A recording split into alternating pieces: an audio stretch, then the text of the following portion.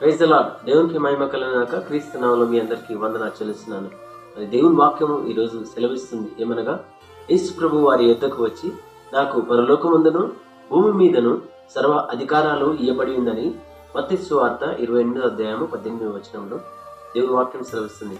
ఆనాడు శిష్యులు అతన్ని కొంతమంది మొక్కినప్పుడు మరి కొంతమంది సందేశించినారు. అందుకు ఆ మాట యేసు ప్రభు ఆ మాట పలికినారు, నాకు పరలోకమందును భూమి మీదను సర్వ అధికారాలు ఇవ్వబడి ఉందని. ఆయన రాజులకు రాజు. మరి పరలోకం నుండి భూలోకానికి వచ్చినప్పుడు మరి భూలోకం మీద ఎన్నో అద్భుత కార్యాలు చేశాడు. ఆయనకి ఇచ్చిన అధికారంలో పరలోకం నుండి ఆనాడు ఐగుప్తులకు మన్నాను కురిపించిన దేవుడు.